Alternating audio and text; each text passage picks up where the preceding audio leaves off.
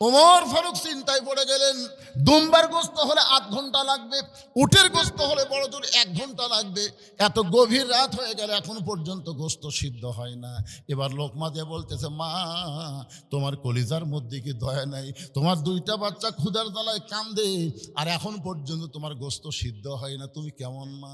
মেয়েটা বলে, পথিক আমার বাড়ি হলেই আমিন দেশে। আমি শুনতে পাইলাম মদিনার খলিফা ওমর অত্যন্ত ভালো মানুষ। খলিফা ওমর ভালো মানুষ জেনে আমার 2টা এতিম বাচ্চাকে এনে মদিনাতে আসলাম। বিকেল বেলায় ওমরের দরবারে গিয়ে দেখি এত মানুষের ভিড় ঠেলে একটা মহিলা আমার এতিমকে নিয়ে যাবার পারি নাই। আমি রাত্রেবেলা মদিনায় তাঁবু টাঙ্গাইছি, আগামীকাল আমার 2টা এতিমকে নিয়ে ওমরের দরবারে যাব। কিন্তু আমার 2টা এতিম এত কান্না কাঁদতেছে ক্ষুধার জ্বালায়, আমি মা হয়ে এদেরকে সান্ত্বনা কেমনে দিব? ও পথিক, আমি পাতিলে পাথর আর পানি দিয়ে নিচে আগুন জ্বালতে বলতেছি, বাবা গোস্ত সিদ্ধ হলি তোমাদের খাবার দিব, কিন্তু আমার 2টা বাচ্চার এত খিদা লাগছে, আমার গোস্ত সিদ্ধ হবে না, মনে হয় আজকে রাত আমার সন্তান আর বাঁচবে না। সঙ্গে সঙ্গে ওমর বলে, মা আসল জায়গায় বিচার দিও না মা, আসল জায়গায় উমরের বিরুদ্ধে বিচার দিও না মা, আসল জায়গা মানে আল্লাহর কাছে বিচার দিও না মা, তুমি একটু ধৈর্য ধরো মা, তুমি একটু ধৈর্য ধরো। এক দৌড়ে বাইতুল মালের দরজায় ডাক দিল, আসলাম রে দরজা খুলে দে, আসলাম দরজা খুলে দে, সবচাইতে বড় খাবার বস্তা আমার মাথায় উঠে দে। আসলাম বলে, আমির আল মুমিনিন, আমি হলাম চাকর, আপনি হলেন খলিফা, কোথায় খাবার নিয়ে যাওয়া লাগবে হুকুম দেন, আমি মাথায় করে জায়গা পর্যন্ত পৌঁছে দিব। ওমর কান্দে, আসলাম রে একজনের পাপের বোঝা আর একজন মাথায় নিবার পারে না, দিয়ে আমার মাথায় উঠে দে।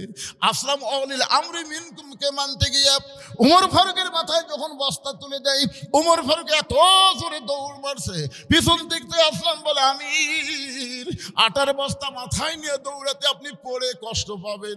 ওমর বলে, আসলাম রে দোয়া কর, নির্দিষ্ট সময় যদি জায়গা মতো যাবার না পারি তাহলে জাহান্নামের আগুনকে আল্লাহ ওমর পুড়ে ফেলবে, জাহান্নামের আগুন দিয়ে আল্লাহ ওমরকে পুড়বে। এক দৌড়ে তাঁবুর পাশে গিয়ে বললেন, মা ও মার দেরি করো না মা, রুটি হালুয়া তৈরি করো, রুটি হালুয়া তৈরি করে ওমর ফারুকের হাতে যখন মহিলাটা দেয়, ওমর ফারুক 2টা এতিম বাচ্চাকে 2 উড়াতে উপরে নিয়া, আর আইতাল্লাযী ইউকাযযিবু বিদ্দীন ফাযালিকাল্লাযী ইয়াদুল ইয়াতীম ওয়ালা ইয়াহুদ্দু আলা তাআমিল মিসকিন। রুটি হালুয়া ছেড়ে 2টা বাচ্চার মুখে দেয়, বাচ্চা 2টা ফেল ফেল করে ওমরের দিকে তাকায় দেখি 2 চোখ দিয়ে দর দর করে পানি পড়তেছে। 2 বাচ্চা রুটি খায় আর চোখের পানি হাত দিয়ে মুছে দেয়। আমরা বাবা হারাইছি গো, বাবার দরদ আমরা পাইনি, তুমি কে গো বাবা? এই গভীর রাতে ক্ষুধার্তের মুখে অন্ন দিয়ে তুমি কাঁদতেছ, তোমার পরিচয় কি, তুমি কে? এই গভীর রাতে আমাদের খাওয়ায় আর তুমি কাঁদো। উমর বলতেছে, আল্লাহ এই অধমকে জাহান্নামের আগুন থেকে বাঁচাও, এই অধমকে জাহান্নামের আগুনে তুমি পুড়ায়ও না। মা ভিতর থেকে বলে, পথিক জীবনে ভালো মানুষের গল্প শুনেছি, কিন্তু মানুষ এমন ভালো হয় নিজের চোখে দেখি নাই। আজকে তোমাকে দেখে বুঝতেছি, উমর যদি মদিনার খলিফা না হইয়া আল্লাহ তোমাকে যদি মদিনার খলিফা বানাইতো, এই মদিনা আল্লাহর জান্নাত হয়ে যেত। আব্দুল্লাহ বলতেছে, নবীর সাহাবীরা রে, তোমরা সবাই যখন ঘুমাও তখন আমার বাবা চুপি চুপি আমার দরজায় আব্দুল্লাহ বলে ডাকতেছে। আমি দরজা খুলে তাকায় দেখি বাবার হাতে একটা পাঞ্জাবি। আমি খুশি হয়ে বললাম, বাবা বাইতুল মাল থেকে আমার একটা পাঞ্জাবি দিচ্ছে, আপনি আর একটা দিবে রাইছেন? আসলে নেতার বেটা হওয়ার মধ্যে লাভ আছে। বাইতুল মাল থেকে আমার একটা পাঞ্জাবি দিছে বাজান, আবার গভীর রাতে আপনি আর একটা দিবে রাইছেন। সঙ্গে সঙ্গে ওমর ফারুক আল্লাহর কোরআন থেকে তেলাওয়াত করলেন, বেটাকে বুঝানোর জন্য কোরআন তেলাওয়াত করলেন। ইন্নাল্লাহা ইয়ামুরুকুম আন তুআদ্দুল আমানাতি ইলা আহলিহা ওয়া ইযা হাকামতুম বাইনান নাস আন তাহকুমু বিল আদল। জোরে বলেন সুবহানাল্লাহ। বেটাকে বুঝানোর জন্য কোরআনের আয়াত তেলাওয়াত করলেন। আব্দুল্লাহ তুই কি মনে করছিস তোকে আর একটা পাঞ্জাবি দিবে রাইছি? তো বলে বাবা গভীর রাত্রে তাহলে পাঞ্জাবি নিয়ে দাঁড়ায় আছেন, বলে এইটা আমার হকত পড়ছে। গাওয়ার দিকে এত খাটো হাঁটুই ঢাকে না। এখন তুই বল আগামীকাল জুম্মার দিনে খুতবা দেবো এই খাটো পাঞ্জাবি গাওয়ার দিয়া। আব্দুল্লাহ বলে বাবা তাহলে আমি কি করব? বলে তোর পাঞ্জাবিটা আমাকে দান করে দে, তোরটা দান করলে তো দুটা মিলা লম্বা হয়। আব্দুল্লাহ বলে গভীর রাতে আমার বাবাকে আমার পাঞ্জাবি দান করে দিলাম। আমার বাবা তার পাঞ্জাবি আমার পাঞ্জাবি একত্র করে লম্বা জুব্বা বানায় খুতবা দেয়। এখন বলো খুতবা শোনা যায় কি না যায়? সমস্ত সাহাবীরা চিল্লায় বলে আল্লাহর কোরআন দিয়ে যখন রাষ্ট্র চলবে এমন ভালো মানুষকে নেতা হিসাবে দেখা যাবে। লিল্লাহে তাকবীর। এখন ভালো নেতা দেখার জন্যে আল্লাহর কোরআনের দরকার আছে না নাই? ভালো আমল করার জন্যে আল্লাহর কোরআনের দরকার আছে না নাই? বাংলাদেশের মতন ৯৬টা দেশের খলিফা হযরত ওমর কেন কাঁদতেছে? কেন আটার বস্তা মাথায় নিয়ে দৌড়ায়? কেন দৌড়ায়? একটাই মাত্র কারণ, আত্তাকুল্লাহ হাক্কা তুকাতিহি, আল্লাহর ভয় করতে হবে নিয়ম মতো। জোরে কোন কথা ঠিক কিনা? তুমি প্রেসিডেন্ট হইছো, তুমি প্রধানমন্ত্রী হইছো, তুমি এমন কি হইছো? তুমি কি হইছো? আল্লাহ ধরে না, ধরে না, ধরলে কিন্তু আল্লাহ ছাড়ে না। জোরে কোন কথা ঠিক কিনা? মাজাত বল নাই, দুইজন ধরে টেজের উপর তুলে দেয়। ওই ভাঙ্গা মাজালে মাইক পায়, কয় খেলা হবে, খেলা হবে, পলাবো না, পলাবো না। যদি পলাই ফখরুলের বাড়ির যাবো। কে রে একটা উয়াতি কুটিরা কোথায়? এত বড় অহংকারী কথা। ৪১ সালে আগে আমাদের নামাইকে ২৪ পড়ানুকে বিশ্বাস করতে হবে। তুইজ্জু মান তাশা তুযিল্লু মান তাশা বিয়াদিকাল খায়র ইন্নাকা আলা কুল্লি শাইইন কাদির। জোরে কোন ঠিক কি না? বিশ্বাস করতে হবে ভাইজান। কিসের অহংকার করেন? কি জন্য ঘোরাঘুরি করেন? সিনা টান করে ঘুরতেছে কি ভাব? যে কোনো সময় সমনধারী হবি। জোরে কোন কথা ঠিক কি না? যারা বাইরে ঘুরতেছেন ভিতরে আসেন, বসেন। আর একবার আয়াতটা তেলাওয়াত করে আপনাকে সূত্রটা আর একবার শোনায় আবার আলোচনা ফিরে আসতেছি। বিরক্ত হচ্ছেন আপনারা? হ্যাঁ, আল্লাযী এই দেখছেন বিরক্ত কাক হয়ে যায়, দুটো লাভ ধরতেছে। দেখছেন কিসের জরুরত রে? শোনেন, এটা আমি কিন্তু আল্লাযী কেবল কইছি, কই থামলাম কি জন্য? কোন বক্তা যখন কোরআন তেলাওয়াত করে, ওয়াইজা কুরিয়াল কোরআনু ফাসতামিউ লাহু ওয়া আনসিতু লাআল্লাকুম তুরহামুন। কোরআন যখন তেলাওয়াত করে, কোরআন যখন পড়ে, তখন কেউ যদি উঠে এই কোরআনকে অসম্মান করার কারণে ১ মাসের মধ্যে এই ২ শালা ন্যাংরা হবে। ১ মাসের মধ্যে লেখালেন ন্যাংরা হবি, লেখালেন কাগজ কলম লেখালেন। কয়েকদিন আগে আমি এটা মহাদেবপুর ছাত্রাবাস করতেছিলাম। ছাত্রাবাস করতেছি, ইতিমধ্যে একটা ভুটভুটি মার্কা মোটরসাইকেল স্টার্ট করতেছে। আমি বললাম কে রে? কোরআন তেলাওয়াত করতে এসে মোটরসাইকেল কে স্টার্ট দিল? এত বড় বাপের শক্তিকার। ওরা চলে গেল। বিশ্বাস করে ওয়াজ শেষ করে মহাদেবপুরের কাছে শুনি এই ২ শালাই মরছে, ২ জনই মরছে। এই কোরআন নাকি রে? সত্যি কথা আবার বলবো কেন? ভুটভুটির সাথে বাজার দুটাই মরছে। মুসলমানের বাচ্চা, তোমার হুঁশ যদি না হয় যে আল্লাহ যদি টান মারতে তোমরা ২ জন উঠলে, তার মানে হুঁশ নাই, রোয়াজ আর চলবি না। এখন ডাইরেক্টে মার হবি। তোর কোন কথা ঠিক কিনা? অ্যাঙ্গেলের দিন শেষ, ডাইরেক্টের বাংলাদেশ। আবার কি রে? আয়াতটা পড়ে সূত্র জমো, তারপরে আবার টান দেওয়া শুরু করবো হযরত আলী ফাতেমার কাছে। মনে আছে না? ভুলে গেছে? হ্যাঁ, আল্লাযী খালাকাল মাউতা ওয়াল হায়াতা লিয়াবলুয়াকুম আইয়ুকুম আহসানু আমালান ওয়া হুয়াল আজিজুল গফুর। ঘরের মধ্যে আমাকে বলতেছে হুজুর ১০ জন ১২ জন লোক বসে আছে, লম্বা হতো না। আব্দুল্লাহ বলে, রে নবীর সাহাবীরা, যেদিন থেকে আমার বাবা মদিনার খলিফা হয়েছে সেদিন থেকে তোমরা আরামে ঘুম পাড়তেছো, অথচ আমার বাবার চোখে ঘুম নাই। সুবহানাল্লাহ না? খান কোরআন দিয়ে যখন বাংলাদেশ চলবে তখন সাধারণ মানুষ ঘুম পাড়বে, নেতার চোখে ঘুম থাকবে না। জোরে কোন কথা ঠিক কি না? কারণ নেতার জবাবদিহি দুর্নীতি দমন ব্যুরোর কাছে করবে না, নেতার জবাব হবে আমার আল্লাহর কাছে। জোরে কোন কথা ঠিক কি না? একদিন গভীর রাত্রে ওমর ফারুক যখন বের হচ্ছে, বউ বলতেছে আজকে আপনাকে নিয়ে আমি ঘুম পাড়বো। বারান কোথায়? বলে তুমি জানো না বিবি, ফোরাতের কুলে একটা কুত্তা যদি না খেয়ে মরে, হাসরের ময়দানে আল্লাহ ওমরকে ছাড়বে না। এতদিন স্বামী ছিলাম, আমি তোমাকে যথেষ্ট সময় দিয়েছি, এখন মদিনার খলিফা হয়েছি, আর সময় দেওয়া যাবে না। প্রজাগুলো, মানুষগুলো কিভাবে আছে, নিজের চোখে আমাকে দেখা লাগবে। জোরে কোন সুবহানাল্লাহ। নিজের চোখে দেখতে গিয়ে দেখে মরুভূমির মধ্যে একটা তাঁবু টাঙ্গানো, তাঁবুর মধ্যে কি যেন হচ্ছে। ওমর ফারুক তাঁবুর নিকটে গিয়ে শুনতে পাইলেন দুইটা বাচ্চা মা মা বলে কাঁদতেছে, আর মা বলতেছে গোস্ত সিদ্ধ হলেই তোমাদেরকে খাবার দিব। বাবা একটু ধৈর্য ধরো, গোস্ত সিদ্ধ হলেই তোমাদেরকে খাবার দিব। ওমর ফারুক চিন্তায় পড়ে গেলেন, দুম্বার গোস্ত হলে 8 ঘন্টা লাগবে, উটের গোস্ত হলে বড় জোর 1 ঘন্টা লাগবে। এত গভীর রাত হয়ে গেল, এখন পর্যন্ত গোস্ত সিদ্ধ হয় না। এবার লোকমা দিয়ে বলতেছে, মা তোমার কলিজার মধ্যে কি দয়া নাই? তোমার দুইটা বাচ্চা ক্ষুধার জ্বালায় কান্দে, আর এখন পর্যন্ত তোমার গোস্ত সিদ্ধ হয় না, তুমি কেমন মা? মেয়েটা বলে, পথিক আমার বাড়ি হলেই আমিন দেশে। আমি শুনতে পাইলাম মদিনার খলিফা ওমর অত্যন্ত ভালো মানুষ। খলিফা ওমর ভালো মানুষ জেনে আমার দুইটা এতিম বাচ্চাকে এনে মদিনাতে আসলাম। বিকেলবেলায় ওমরের দরবারে গিয়ে দেখি এত মানুষের ভিড়, এত মানুষের ভিড় ঠেলে একটা মহিলা আমার এতিমকে নিয়ে যাবার পারি নাই। আমি রাত্রেবেলা মদিনায় তাঁবু টাঙ্গাইছি, আগামীকাল আমার দুইটা এতিমকে নিয়ে ওমরের দরবারে যাব। কিন্তু আমার দুইটা এতিম এত কান্না কাঁদতেছে ক্ষুধার জ্বালায়, আমি মা হয়ে এদেরকে সান্ত্বনা কেমনে দিব?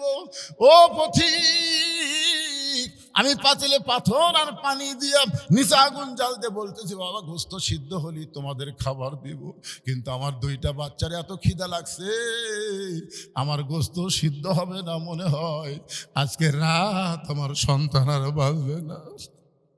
সঙ্গে সঙ্গে ওমর বলে, মা আসল জায়গায় বিচার দিও না মা, আসল জায়গায় উমরের বিরুদ্ধে বিচার দিও না মা, আসল জায়গা মানে আল্লাহর কাছে বিচার দিও না মা, তুমি একটু ধৈর্য ধরো মা, তুমি একটু ধৈর্য ধরো। এক দৌড়ে বাইতুল মালের দরজায় ডাক দিল, আসলাম রে দরজা খুলে দে, আসলাম দরজা খুলে দে, সবচাইতে বড় খাবার বস্তা আমার মাথায় উঠে দে। আসলাম বলে, আমির আল মুমিনিন, আমি হলাম চাকর, আপনি হলেন খলিফা, কোথায় খাবার নিয়ে যাওয়া লাগবে হুকুম দেন, আমি মাথায় করে জায়গা পর্যন্ত পৌঁছে দিব। ওমর কান্দে, আসলাম রে একজনের পাপের বোঝা আর একজন মাথায় নিবার পারে না, দিয়ে আমার মাথায় উঠে দে। আসলাম অলিল আমরি মিনকুমকে মানতে গিয়ে ওমর ফারুকের মাথায় যখন বস্তা তুলে দেয়, ওমর ফারুক এত জোরে দৌড় মারছে, পিছন দিক থেকে আসলাম বলে, আমির আটার বস্তা মাথায় নিয়ে দৌড়াতে আপনি পড়ে কষ্ট পাবেন। ওমর বলে, আসলাম রে দোয়া কর, নির্দিষ্ট সময় যদি জায়গা মতো যাবার না পারি তাহলে জাহান্নামের আগুনকে আল্লাহ ওমর পুড়ে ফেলবে, জাহান্নামের আগুন দিয়ে আল্লাহ ওমরকে পুড়বে। এক দৌড়ে তাঁবুর পাশে গিয়ে বললেন, মা ও মার দেরি করো না মা, রুটি হালুয়া তৈরি করো। রুটি হালুয়া তৈরি করে ওমর ফারুকের হাতে যখন মহিলাটা দেয়, ওমর ফারুক দুইটা এতিম বাচ্চাকে দুই উড়াতে উপরে নিয়ে, আর আইতাল্লাযী ইউকাযযিবু বিদ্দীন ফাযালিকাল্লাযী ইয়াদুল ইয়াতীম ওয়ালা ইয়াহুদ্দু আলা তাআমিল মিসকিন। রুটি হালুয়া ছেড়ে দুইটা বাচ্চার মুখে দেয়, বাচ্চা দুইটা ফেল ফেল করে ওমরের দিকে তাকায় দেখি দুই চোখ দিয়ে দর দর করে পানি পড়তেছে। দুই বাচ্চা রুটি খায় আর চোখের পানি হাত দিয়ে মুছে দেয়। আমরা বাবা হারাইছি গো, বাবার দরদ আমরা পাইনি। তুমি কে গো বাবা? এই গভীর রাত্রে ক্ষুধার্তের মুখে অন্ন দিয়ে তুমি কাঁদতেছ, তোমার পরিচয় কি? তুমি কে? এই গভীর রাত্রে আমাদের খাওয়ায় আর তুমি কাঁদো। উমর বলতেছে, আল্লাহ এই অধমকে জাহান্নামের আগুন থেকে বাঁচাও, এই অধমকে জাহান্নামের আগুনে তুমি পুড়ায়ও না।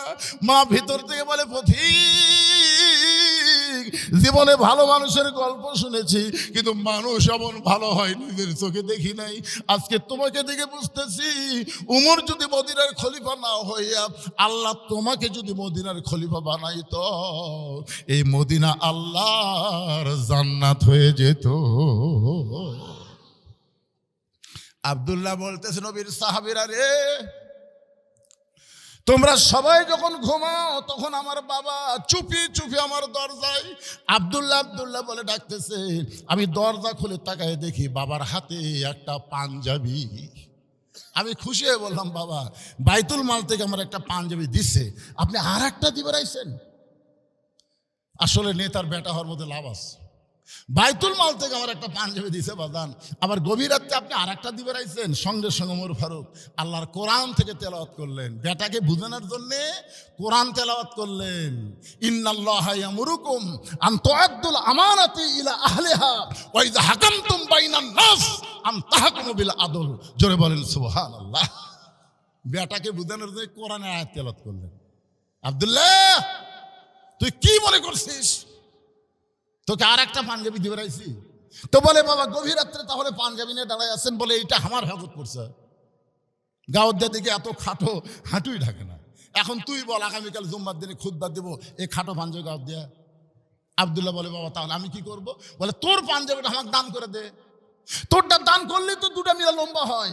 আব্দুল্লাহ বলে, গভীর রাতে আমার বাবাকে আমার পাঞ্জাবি দান করে দিলাম। আমার বাবা তার পাঞ্জাবি আমার পাঞ্জাবি একত্র করে লম্বা জুব্বা বানায় খুতবা দেয়। এখন বলো খুতবা শোনা যায় কি না যায়? সমস্ত সাহাবীরা চিল্লায় বলে, আল্লাহর কোরআন দিয়ে যখন রাষ্ট্র চলবে, এমন ভালো মানুষকে নেতা হিসাবে দেখা যাবে। লিল্লাহে তাকবীর। এখন ভালো নেতা দেখার জন্যে আল্লাহর কোরআনের দরকার আছে না নাই? ভালো আমল করার জন্যে আল্লাহর কোরআনের দরকার আছে না নাই? বাংলাদেশের মতন ৯৬টা দেশের খলিফা হযরত ওমর কেন কাঁদতেছে? কেন আটার বস্তা মাথায় নিয়ে দৌড়ায়? কেন দৌড়ায়? একটাই মাত্র কারণ, আত্তাকুল্লাহ হাক্কা তুকাতিহি। আল্লাহর ভয় করতে হবে নিয়ম মতো। জোরে কোন কথা ঠিক কিনা?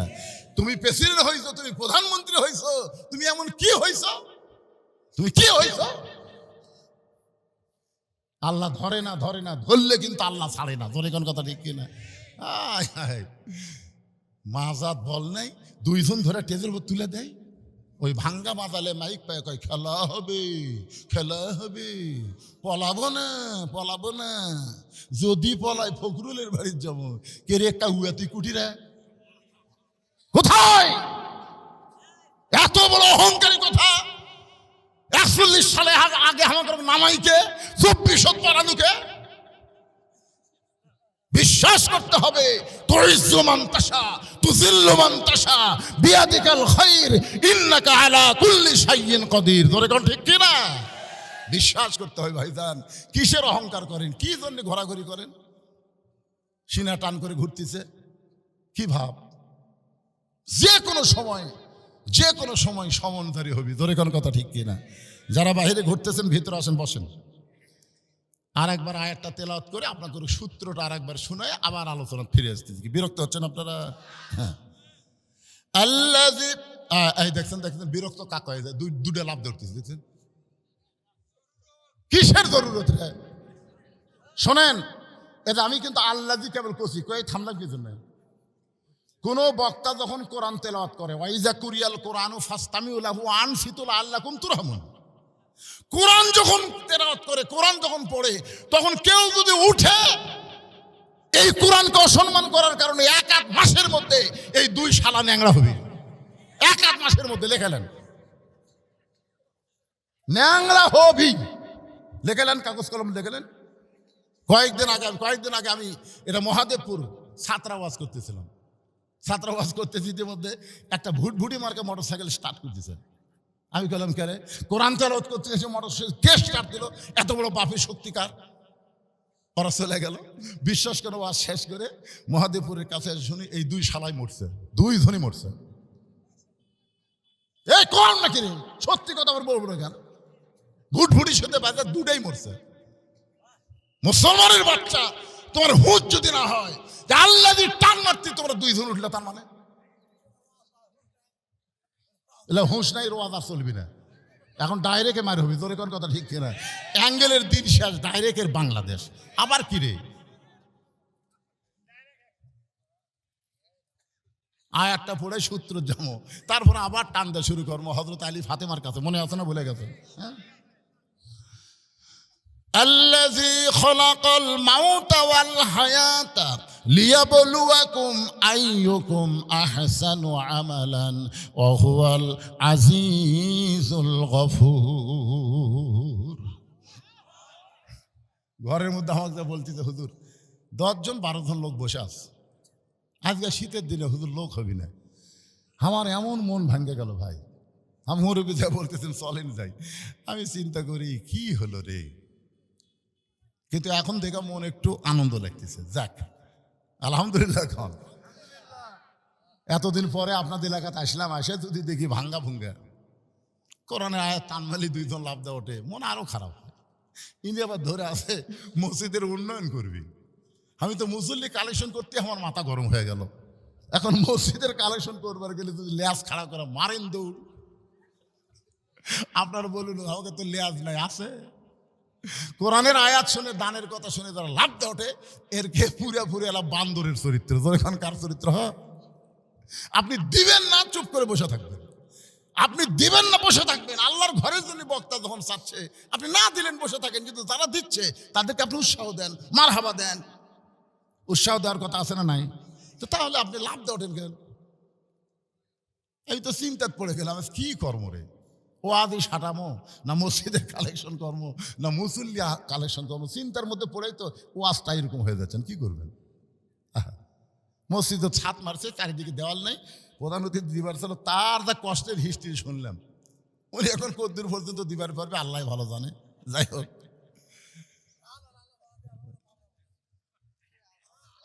কি ভাই মাঝে মধ্যে লাভ দেওয়া ওঠে কি হলো?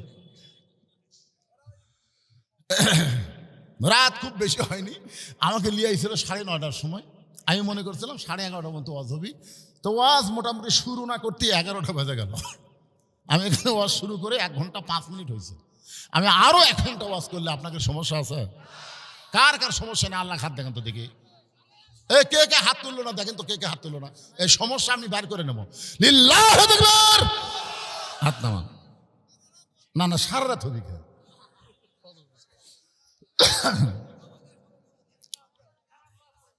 হ্যাঁ,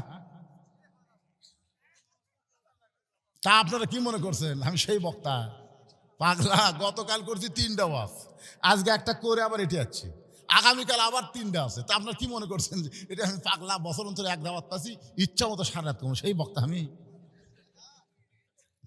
তবে যে ওয়াজটা ধরছি এইটা কমপ্লিট করা লাগবে, ধরে কোন ঠিক কিনা? হ্যাঁ,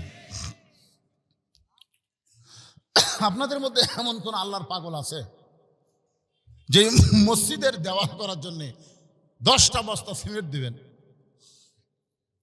এরকম কোন আল্লাহর পাগল আছেন আপনাদের মধ্যে যে হুজুর আমি আল্লাহর ঘর, দুনিয়ার বাড়ি ঘর করবার যে বহু কিছু আমি করছি, হুজুর আল্লাহর ঘরে আমি 10টা বস্তা সিমেন্ট দেবো হুজুর? ফতুয়া না দান? না না, কি ফতুয়ার কোনো ওয়াজ চলবে না এখন। কি বিপদ! আমি আদায় শুরু করতেছি। আমার 20 বছর বয়স, 5 ওয়াক্ত নামাজ পড়া হয়। আমি পর্নোগ্রাফি এলে কি সব লেখছে রে পাগলা, কার মধ্যে কি মারছে রে? ইন্না সালাতা তানহানিল ফাহশাই ওয়াল মুনকার, একমাত্র নামাজই পারে মানুষকে যাবতীয় খারাপি ফাহিশা থেকে বাঁচাই দিতে। জোরে কোন কথা ঠিক কিনা? আর 5 ওয়াক্ত নামাজ পড়া ওই পর্নোগ্রাফি দেখে এটা ইয়ার কি মারতেছেন? আল্লাহর কোরআনকে বিশ্বাস করলে বিশ্বাস করা লাগবে এই ছেলে 5 ওয়াক্ত নামাজ পড়ে না, আর যদি পড়ে তাহলে অন্যায় করতে পারে। কোরআনের মধ্যে কি ভুল আছে নাকি? তাহলে আল্লাহ কেন বললেন নিশ্চয় নামাজই পারে মানুষকে যাবতীয় খারাপি থেকে ফাহিশা থেকে বাঁচাই দিতে? তাহলে আপনি এটা লেখলেন কিভাবে যে 5 ওয়াক্ত নামাজ পড়ে ওয়াকাম করে? কিসের নামাজ হয় না রে? আপনি বোঝেন বা না বোঝেন, আল্লাহ সেজদা দেওয়া মাত্রই আল্লাহ আপনাকে কবুল করে, জানেন? আপনি আপনার মাথা নোয়াইছেন, কান ধরে নিয়ত করছেন, আসামের মতো রুকু করছেন, সেজদাত গেছেন, আপনার কি লাগবে? কোন জায়গা কিন্তু থাকতে পারে, সে কিন্তুর অবস্থা পরে বলতেছি। ফাতেমা মুসকে মুসকে হাসের বলে স্বামী গো, আপনি আল্লাহর তাহাজ্জুদের নামাজ পড়েন। আলী বলতে যে 5 ওয়াক্ত হলো ইবাদত আর তাহাজ্জুদ হলো মহব্বত। আমি মহব্বত আদায় করব কিন্তু ইবাদত ফজর পড়বো না। খবরদার দান ডাক দিও না। ফাতেমা বলতেছে ঠিক আছে, আজকে আপনাকে আর বালিশ দিচ্ছি না। বলে কেন? বলে বালিশের ঘুম তো কমজোরি হবি, আজকে আমার উরাত বালিশ বানায়া আপনার মাথার চুলের মধ্যে হাত দিয়ে আপনাকে আজকে ঘুম পাড়াবো, ফজর যেন মিস হয়। ফাতেমা বলতেছে আজকে আর বালুস দিচ্ছি না, আজকে আমার উড়াতে হবে বালুস, আর আমার হাত যাবে আপনার চুলের মধ্যে, বিলকি কাটবি, আপনার জন্য ঘুম না ভাঙে, যদি চোখ কোনো মতো মেলা পড়ছে আবার চোখে হাত দেয়া, ছোট বাচ্চার মতো ঘুম পাড়াবে ফাতেমা। স্বামীর মাথাটা উড়াতে নিয়ে ফাতেমা এমন ভাবে ঘুম পাড়াচ্ছেন যে নামাজের কোনো আজান নাই। আগে আজান ছিল না, পরে আজান শুরু হয়েছে। আগে তাহাজ্জুদের নামাজের আজান ছিল না, পরে শুরু হয়েছে। অমিনাল লাইলি ফাতাহাজ্জাত বিহি নাফিলাতাল লাক। হযরত আলী চটপট করে ফাতেমার উরা থেকে মাথা তুলে তাহাজ্জুদের জন্য ওযু করলেন। তাহাজ্জুদের 8 রাকাত নামাজ পড়ার পরে হযরত আলী ওই জায়নামাজ যখন জিকির করতেছে, এমন সময় হযরত বেলাল ফজরের আজান দিয়েছে। আপনারা বলেন তো বেলাল কেমন মুয়াজ্জিন? দুনিয়ার সমস্ত মুয়াজ্জিন আজান মুসল্লির কানে ঠিক মতো যায় না, আর হযরত বেলাল যখন আজান দেয় ওই আজানটা আল্লাহর আরশ পর্যন্ত পৌঁছে যায়। রাসূল বলতেছে বেলাল তুমি আজান দিলে আমরা ঘুম থেকে চেতন পাই, কিন্তু তোমার ঘুম থেকে চেতন কে করে? বেলাল বলতেছি ইয়া রাসূলুল্লাহ, এই কথা তো খুব গোপন কথা, আপনি যখন শুনবার চাচ্ছেন তাহলে শোনেন। আমি আল্লাহকে আজান শুনে, আল্লাহ আমাকে আজান শুনে।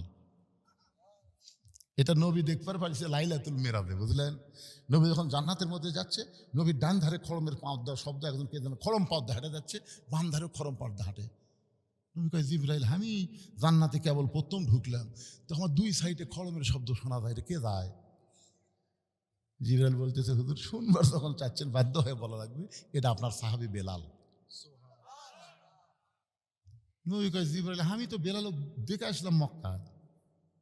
সেই বেলাল আল্লাহর জান্নাতে কেমনে?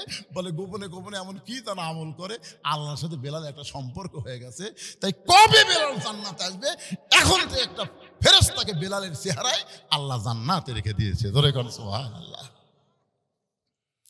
হযরত বেলাল যেই মাত্র আজান দিয়েছে, হযরত আলী মসজিদের দিকে রওনা দেয়।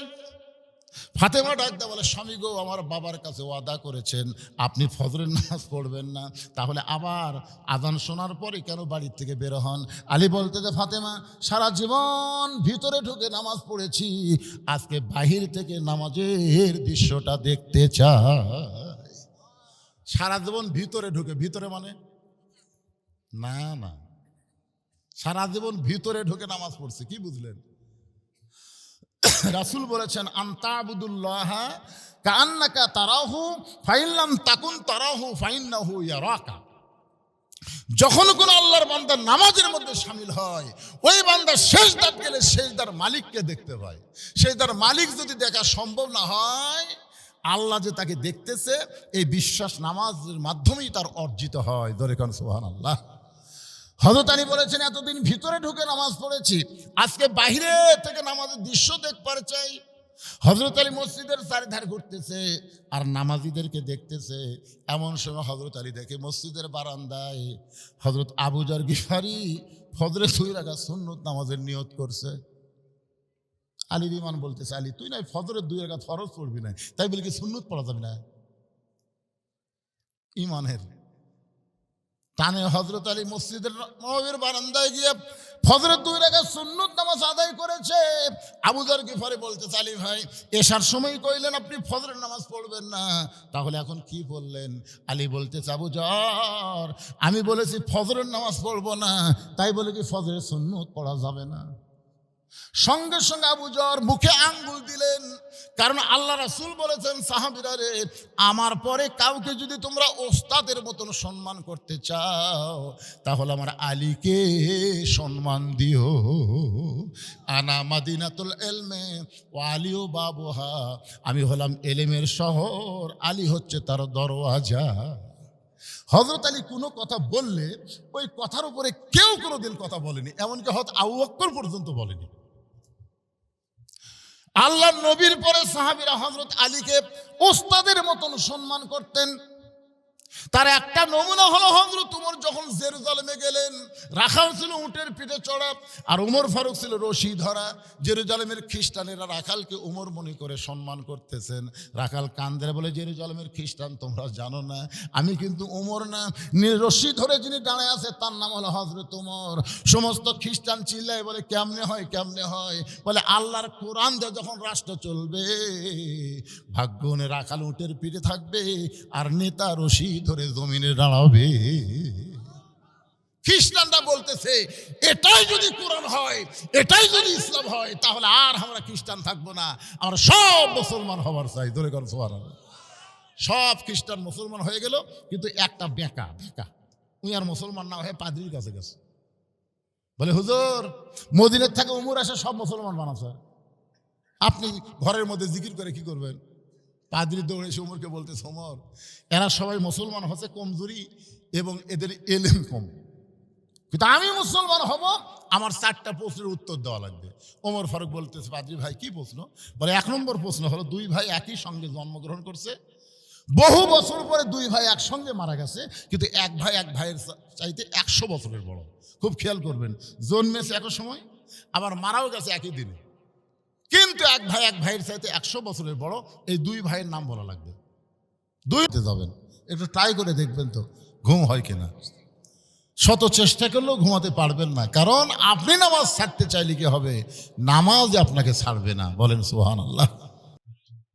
এই কোরআন শরীফের মধ্যে কোনো ধোঁকা, এই কোরআন শরীফের মধ্যে কোনো ভুল, মাশাআল্লাহ।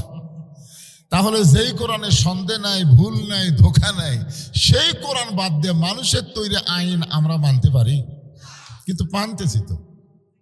কেন লাগবে? কেন লাগবে? শতকরা 92% মুসলমানের দেশে মানুষের তৈরি আইন আমাদের কেন মানা লাগবে? না না না, অভ্যাস পরিবর্তন করা লাগবে বাজান। আসেন, এই কোরআন থেকে একটা আয়াত আমি আপনাদের সামনে দিই।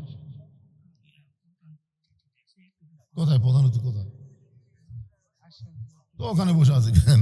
প্রধান অতিথির আগমন, এই জবান খোলে, প্রধান অতিথির আগমন, লিল্লাহি তাকবীর। আপনারাও একটা লোক, আমি প্রধান অতিথি চিনি তাই ওইখানে বসে রাখছেন কেন? প্রধান অতিথিকে টাইনে নিয়ে আসবেন টেজের উপরে। আমরা তো প্রধান অতিথির অপেক্ষায় আছি। হ্যাঁ ঠিক না? ওনার কথা বলা শেষ হলেই তো আমি এক টানা কথা বলতে পারি। হ্যাঁ, আমি হয়তো ওয়াজ জমায়ে ফেললাম, তারপরে প্রধান অতিথি আসলে সমস্যা। এখনো শুরুই হয়নি আলহামদুলিল্লাহ।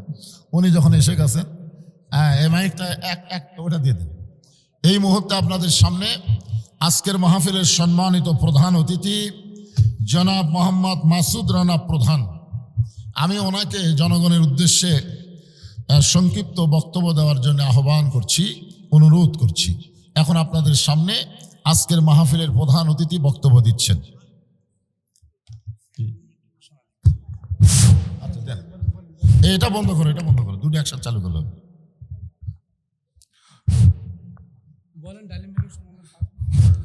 পাঁচবিবি উপজেলা বিএনপির সম্মানিত আহ্বায়ক আলহাজ সাইফুল ইসলাম ডালিম ভাইকে আসন গ্রহণ করার জন্য অনুরোধ করছি। বিশেষ অতিথি হিসাবে উনি আসন গ্রহণ করেছেন। এ পর্যায়ে আমাদের আজকের যে প্রধান অতিথি জয়পুরহাট জেলা বিএনপির সম্মানিত সিনিয়র যুগ্ম আহ্বায়ক জনাব মাসুদ রানা প্রধান, আপনাদের সামনে তেলাওয়াত করি। الذي خلق الموت والحياة ليبلوكم أيكم أحسن عملا وهو العزيز الغفور। আয়াতের বাংলা অর্থ শোনেন। আমাদের মৃত্যু এবং হায়াতকে সৃষ্টি করেছেন আল্লাহ। এখানে কিন্তু আগে আল্লাহ যদি বলতো আল্লাযী খলাকাল হায়াতা ওয়াল মাউতা, কারণ আমরা সকলেই অন্তত জানি আগে জীবন তারপরে মরণ, জোরে কোন ঠিক কিনা? কিন্তু আল্লাহ এখানে আগে মরার কথা বললেন, তারপরে জীবনের কথা বললেন। আল্লাহ কি ভুল কইছেন? আপনারা স্বীকার করছেন কোরআনে কোনো ভুল নাই। এখন আপনাদের কাছে আমার প্রশ্ন, যে আল্লাহ হায়াত মৌতের কথা বলতে গিয়া আগে মৃত্যুর কথা তারপরে হায়াতের কথা কেন বললেন?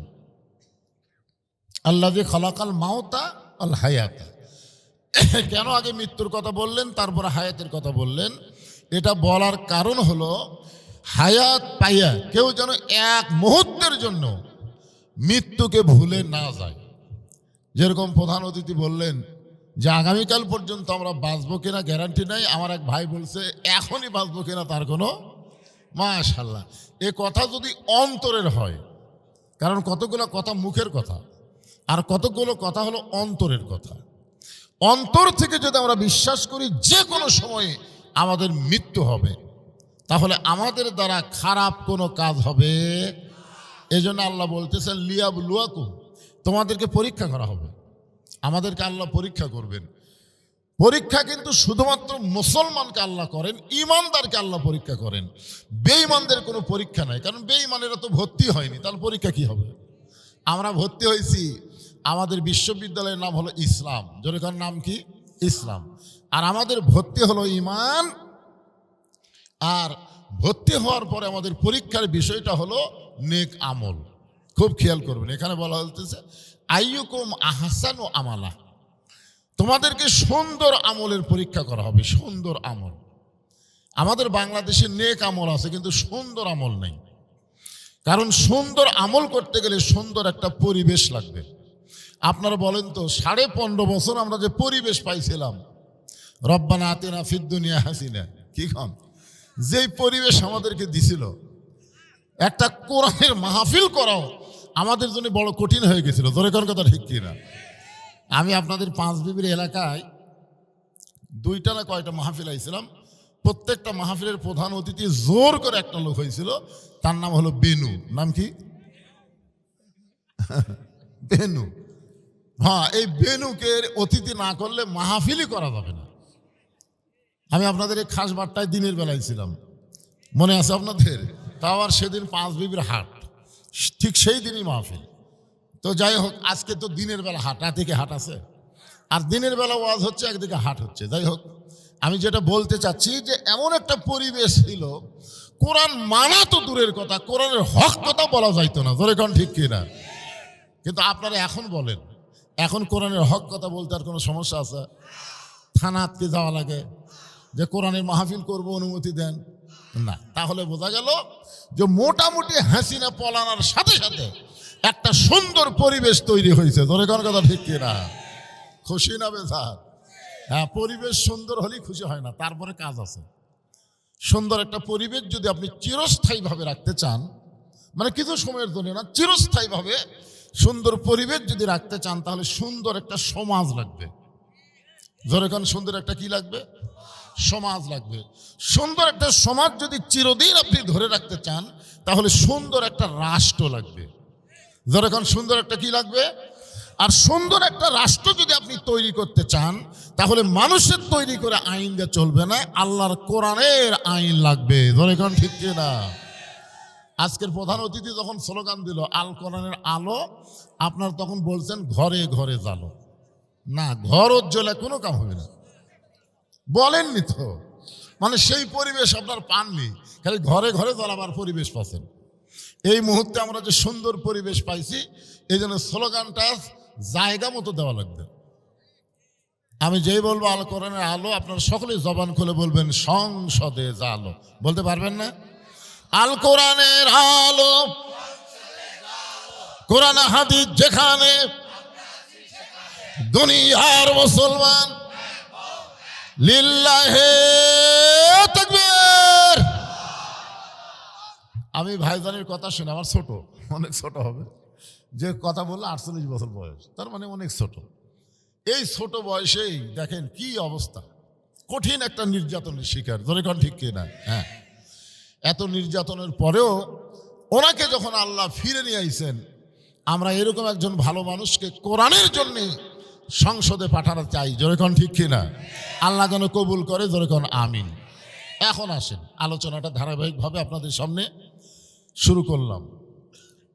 মৃত্যু এবং হায়াতকে আল্লাহ সৃষ্টি করেছেন পরীক্ষার জন্য। যে কোনো সময় মৃত্যুবরণ করবে, এই মরাটা যেন সাধারণ মৃত্যু না হয়।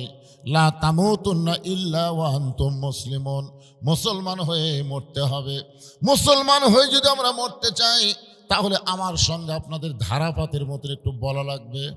বলবেন? ইসলাম একটা গাড়ি,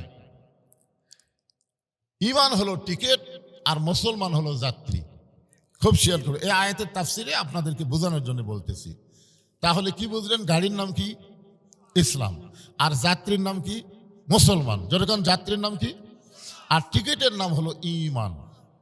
ঈমানের টিকিট নিয়ে মুসলমান যাত্রী হয়ে কেউ যদি ইসলাম গাড়িতে একবার চড়তে পারে, ইসলাম গাড়ি চলতে চলতে তাকে জান্নাত নামক বাড়িতে পৌঁছায় দিবে। আপনারা জান্নাত বাড়িতে যাবার চান না? তাহলে টিকিটের নাম কি?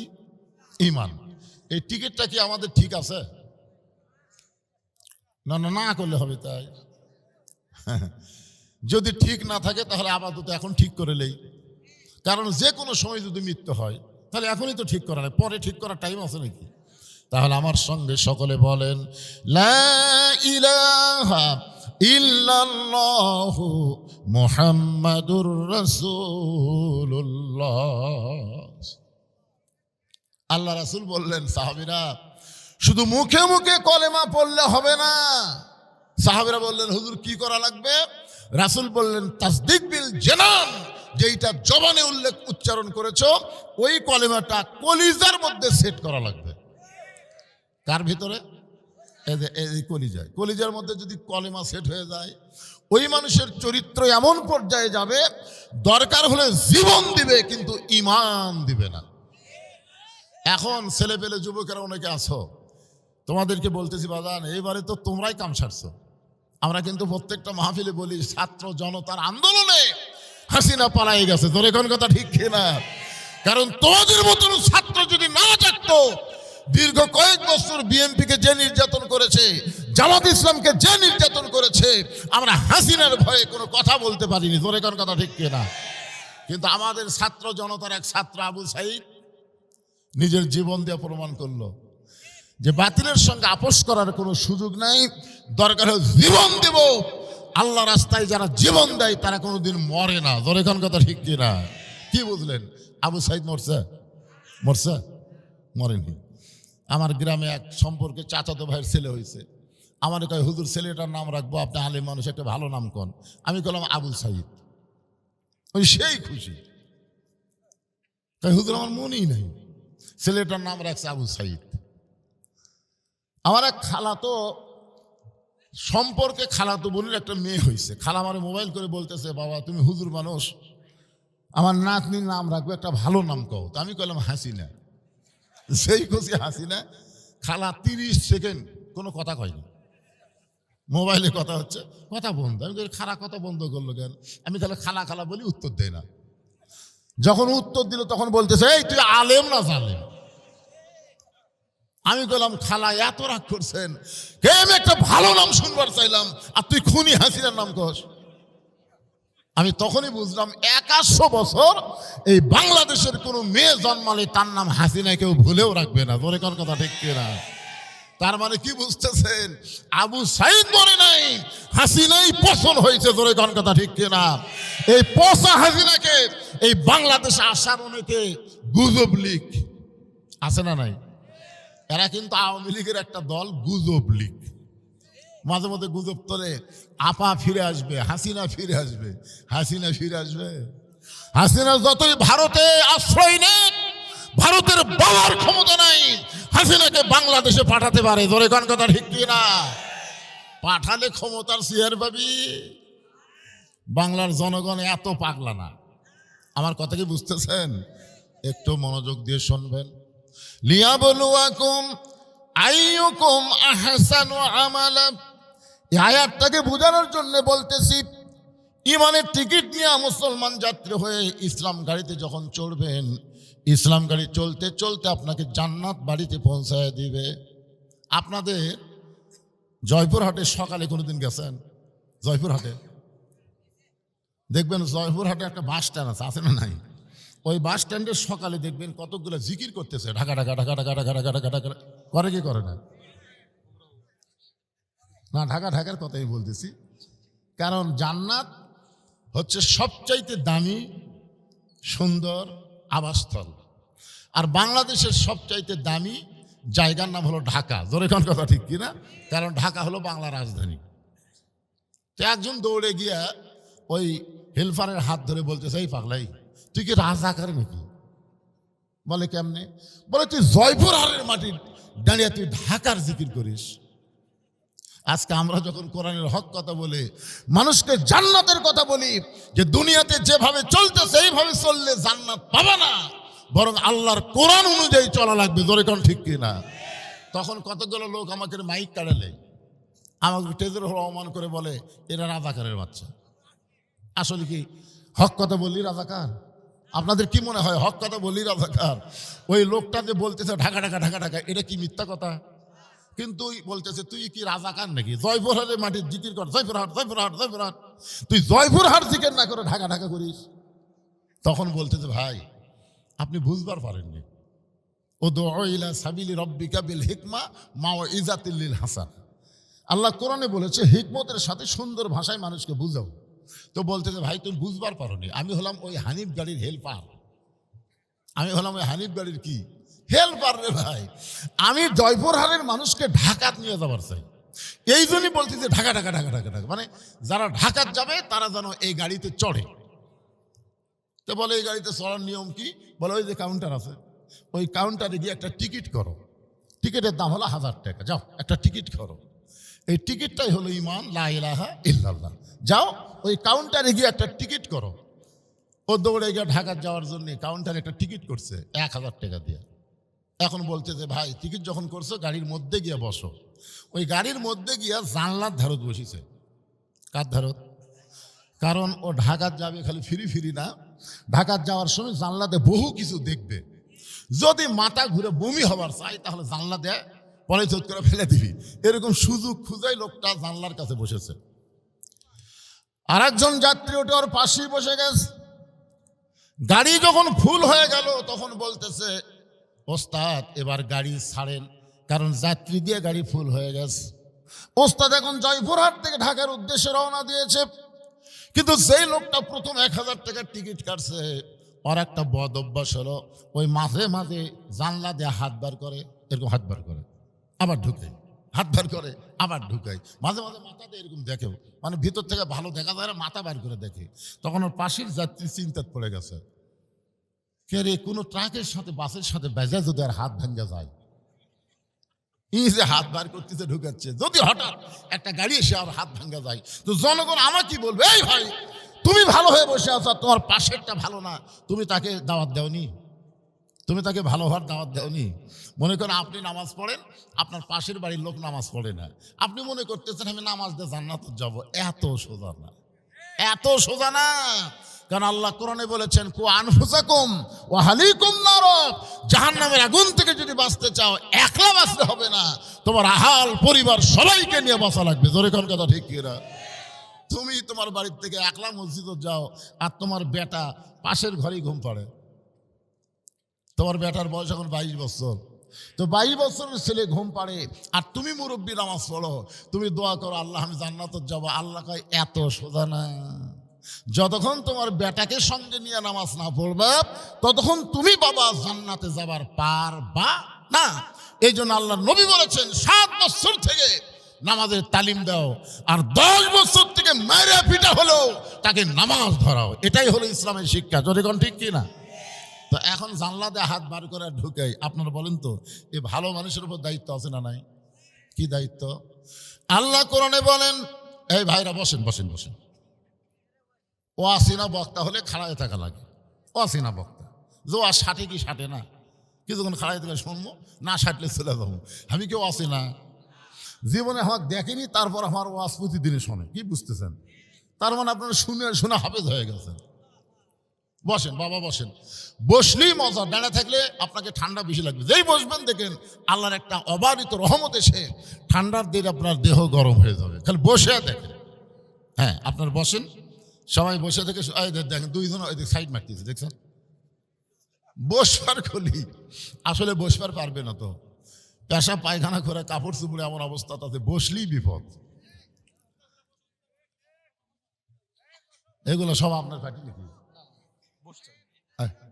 হ্যাঁ, বসো বসো বাবা, বসো। ভিতরে যাবে, ভিতরে যাবার গেলে জুতা হাতত নিবি, তখন জুতা আপনার মাথার উপর দিলিয়ে দেবে, জানেন আপনি?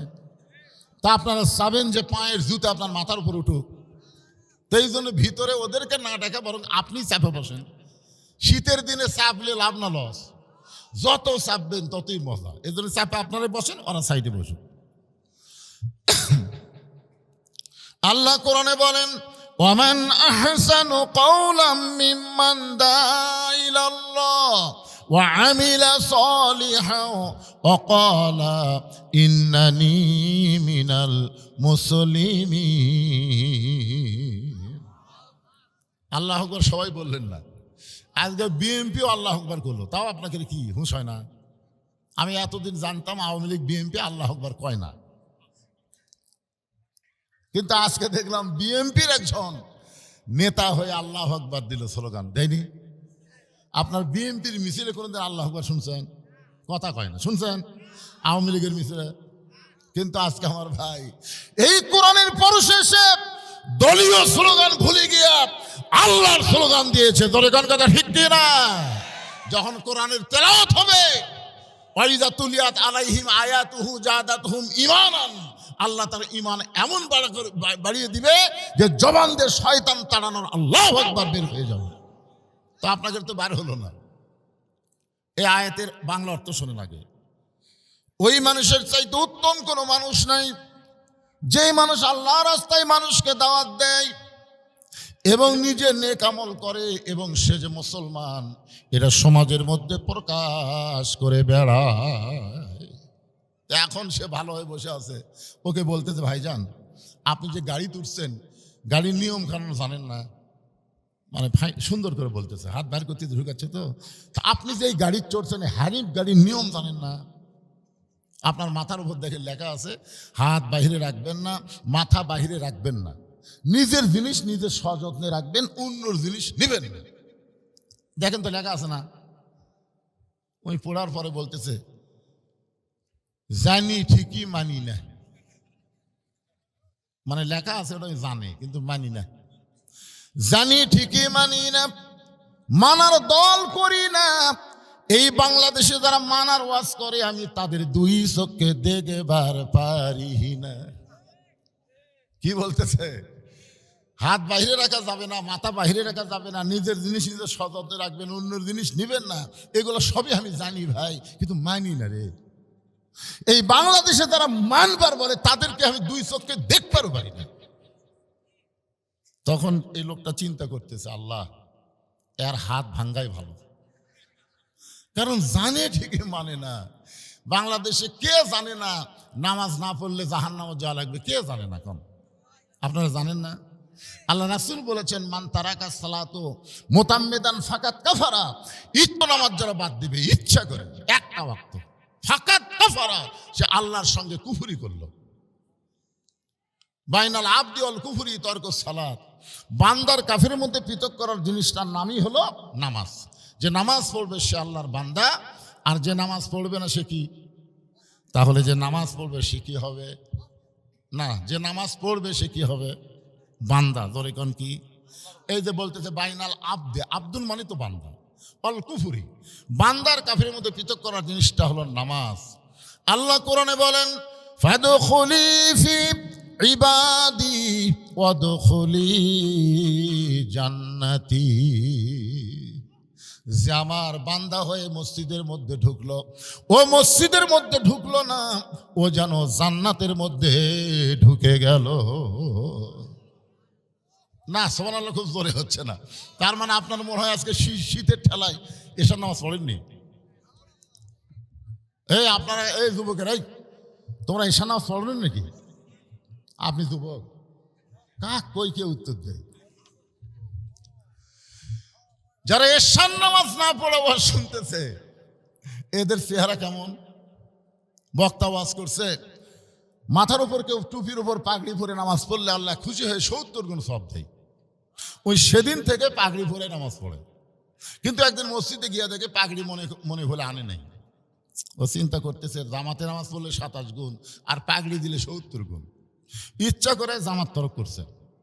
সমস্ত মুসল্লি জামাতে নামাজ পড়ে যখন চলে গেছে, ও তখন একলাই মসজিদের মধ্যে ঢুকে এক টানে লুঙ্গি খুলছে। লুঙ্গি খুলে আড়াআড়ি ভাঁজ দিয়া ওইটা মাথার পাগড়ি বাঁধছে। 70 গুণ সওয়াবের আশায় লুঙ্গি খোলা মাথার পাগড়ি বান্ধে রুকুর থেকে যখন শেষ দাঁত গেছে, এমন সময় মুসল্লি মসজিদের মধ্যে ঢুকাই কয় সর্বনাশ, এটা কি রে, ন্যাংটা অবস্থায় শেষ দাঁত, 5 হাত মারছে তো।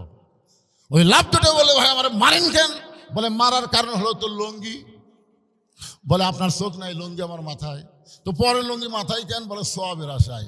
পাগড়ি পরে নামাজ পড়লে 70 গুণ সওয়াব হয়, এই জন্য লুঙ্গি খুলে মাথার পাগড়ি পরছি ভাই। লোকটা বলে পাগল, লুঙ্গি পরা হলো ফরজ আর পাগড়ি পরা হলো সুন্নত। আপনার বলেন তো এশার নামাজ পড়া কি আর ওয়াজ শোনা মুস্তাহাব? এখন আমার সঙ্গে বলেন, এশার নামাজ বাদ দিয়া যারা ওয়াজ শুনতেছে তারা লুঙ্গি খুলিয়া মাথায়, দেখেন তো কে কে কয় না, দেখেন তো। যারা এশার নামাজ পড়ছেন আপনাদের বলতে কোনো সমস্যা আছে? আর যারা পড়েনি তারকে মুখ বন্ধ হয়ে থাকবে, এই সময় খালি কান ফালাবে না। দেখেন তো কে কে বলে, কে কে বলে না। এশার নামাজ বাদ দিয়া যারা ওয়াজ শুনতেছে, এশার নামাজ বাদ দিয়া যারা ওয়াজ শুনতেছে তারা লুঙ্গি খুলিয়া মাথায় পাগড়ি পরেছে। মসজিদের উন্নয়ন বলতে মসজিদ খালি টাইলস মাইলস দিয়ে সুন্দর করে না, মসজিদের উন্নয়ন হল মুসল্লি কালেকশন করা। জোরে কোন কথা ঠিক কিনা? আপনি কি মনে করছেন আল্লাহর ঘরের ছাদ হয়েছে সে আল্লাহর ঘর হবে না?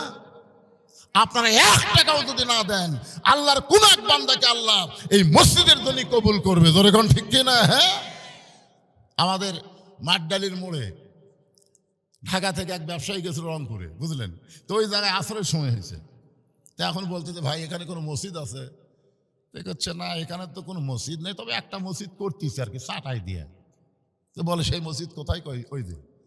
তো ওই চাটাইয়ের মসজিদে ওই আসরের নামাজ পড়ার জন্য যায় অজু করবে, বুঝলেন।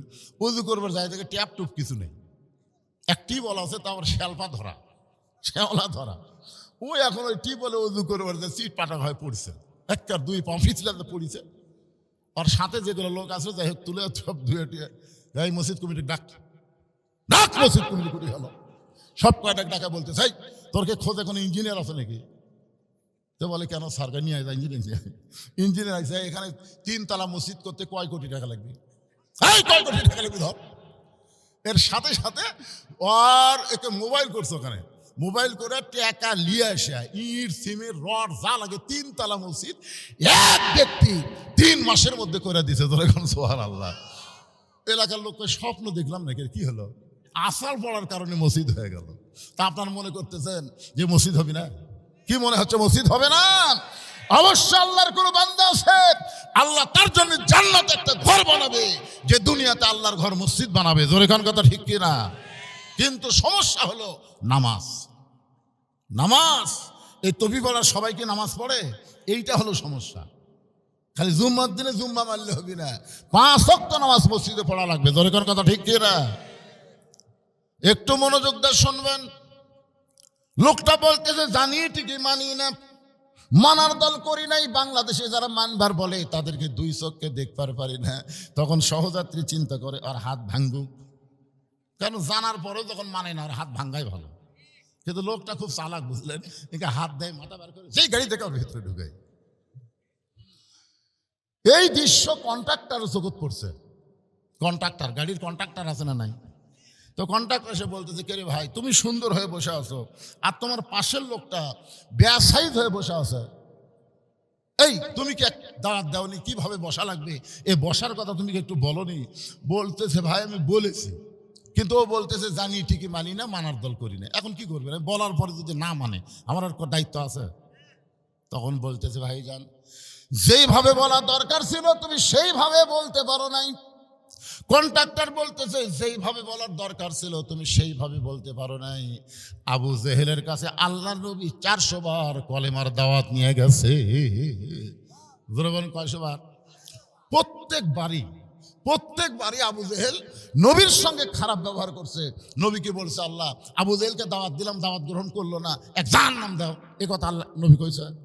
পরের দিন আবার গেছে, পরের দিন আবার গেছে। আল্লাহ বলতে যে হাবিব আবার যাচ্ছেন?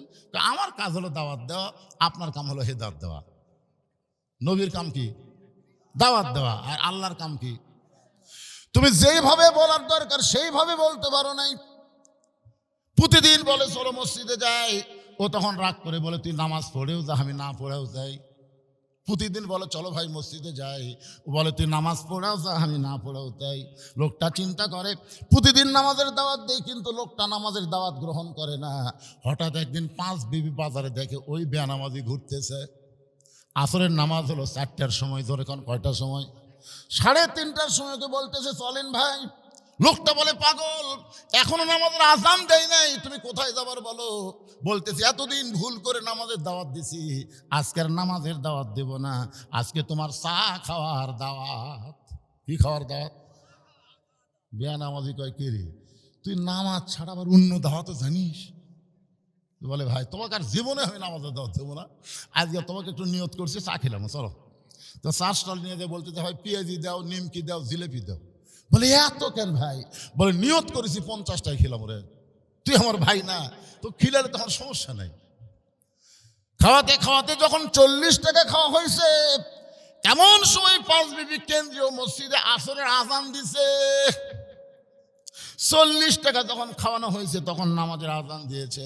এবার বলতেছে ভাইজান, মুয়াজ্জিন যখন আজান দেয় তখন মুসলমান আর বাইরে থাকতে পারে না। তোমাকে আমি 50 টাকা নিয়ত করেছিলাম, 40 খাওয়াতেই যখন আজান দিল, তুমি বসে থাকো, মাত্র 10 মিনিট সময় লাগবে, তারপর আবার আইসা তোমাকে 10 টাকার চা খাওয়াবো।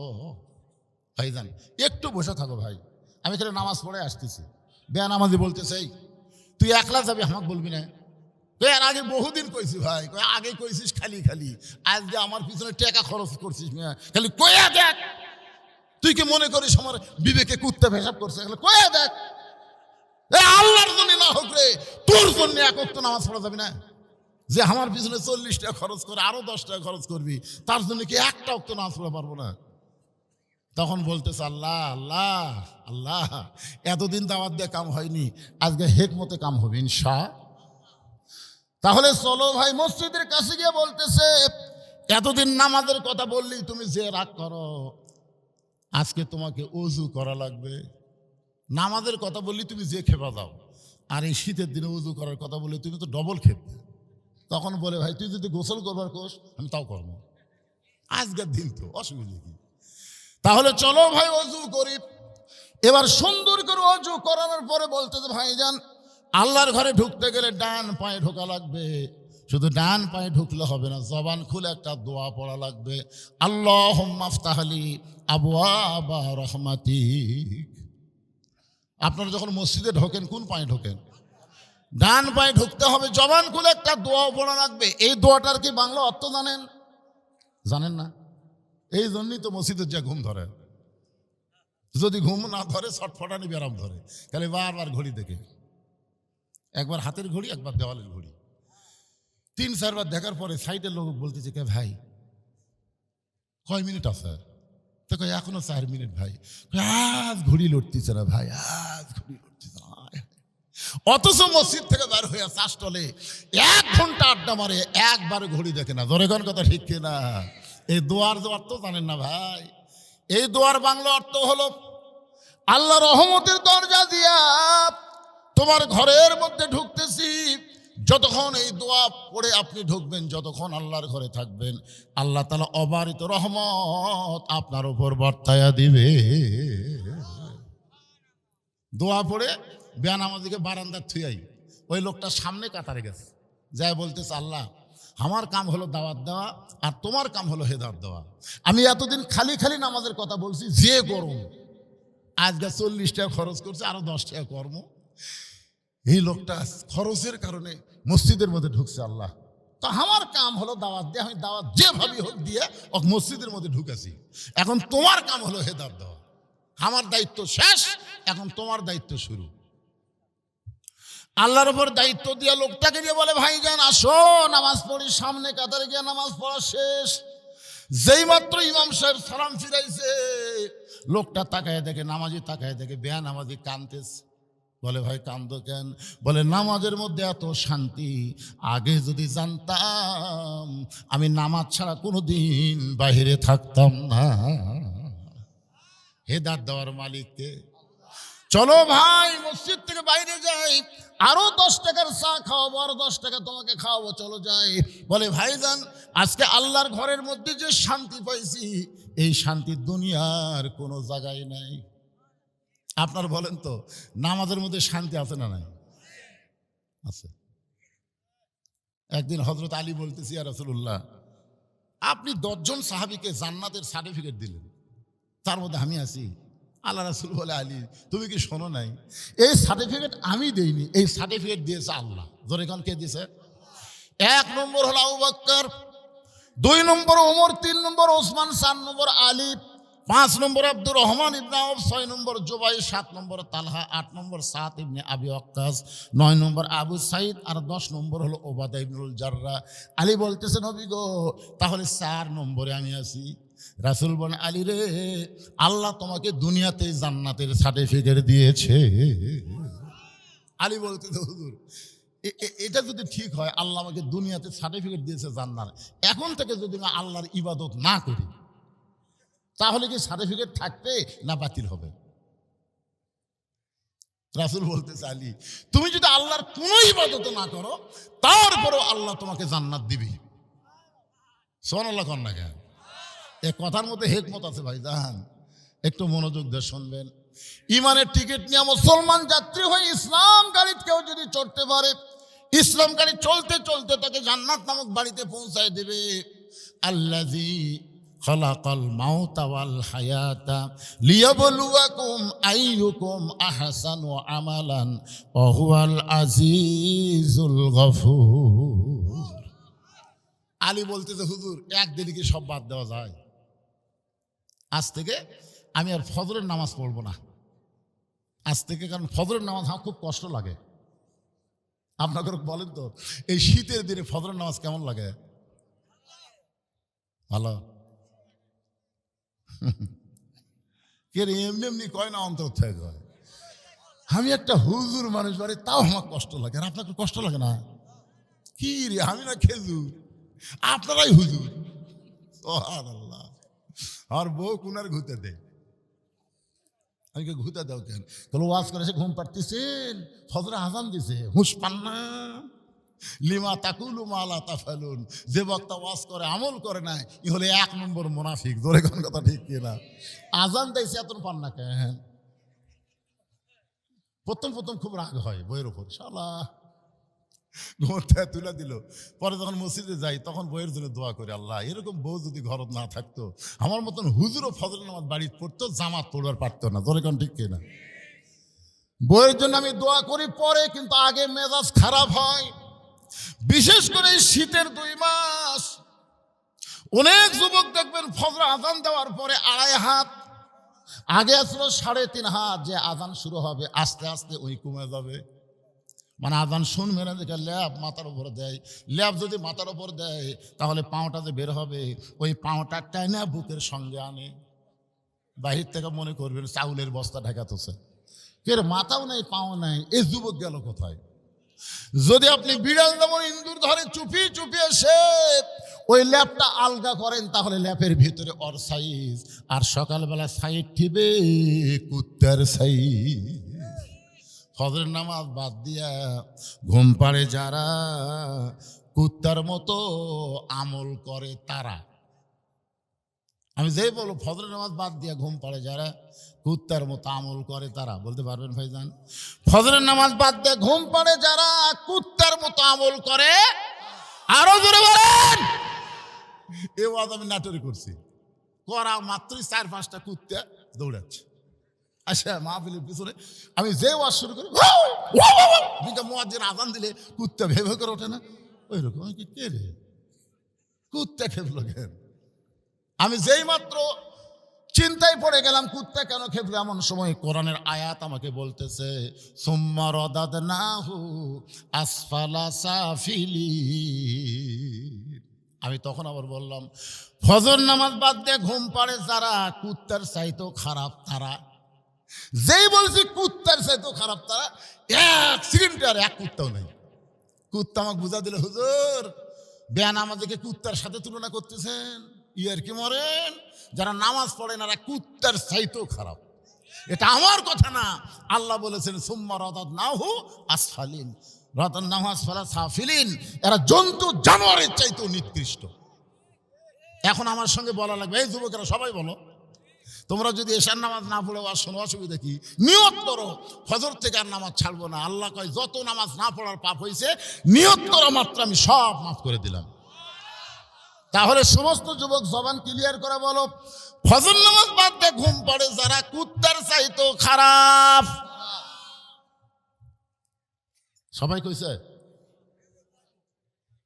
মসজিদের কিন্তু সিমেন্ট কালেকশন হচ্ছে না, মসজিদের কিন্তু টাইলস কালেকশন হচ্ছে না, মসজিদের মুসল্লি কালেকশন হচ্ছে। জোরে কর কথা, ঠিক কথা বলেন। মসজিদ কেন কি করবেন? আক্কেলপুর এক মসজিদে আসনাজ পড়বার যায় দেখি টাইলসের উপরে ধুলে, লোক দেখে কে এত ধুলে কেন? তাই মুয়াজ্জিনকে বললাম, কে ভাই ঝাড় দেন না? হুজুর আজান দিয়ে আকামত দিয়ে কেউ আসে না দে হুজুর, তা খামাকা ঝাড় দিয়ে কি করবো? দেখেন আমার জায়গা পরিষ্কার, গামছার দুই বাড়ি বাড়ি আল্লাহ আকবার নামাজ পড়ি, ও মানে খালি ওরই জায়গাটা পরিষ্কার আছে। আপনাদের তবি পড়া মসজিদের খবর কি?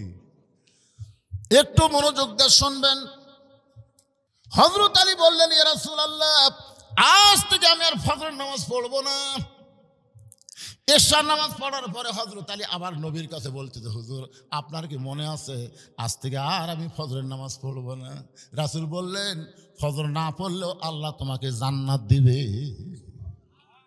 আবু বকর বললেন, হুজুর এইরকম বেয়াদবিমূলক কথা আলী বলল, আপনি কিছুই বললেন না। আল্লাহ রাসূল বলেন, আবু বকর তুমি কি কোরআন পড়ো নাই? ইন্না সলাতি ওয়া নুসুকি ওয়া মাহইয়ায়া ওয়া মামাতি লিল্লাহি রাব্বিল আলামিন। নামাজ কার জন্যে?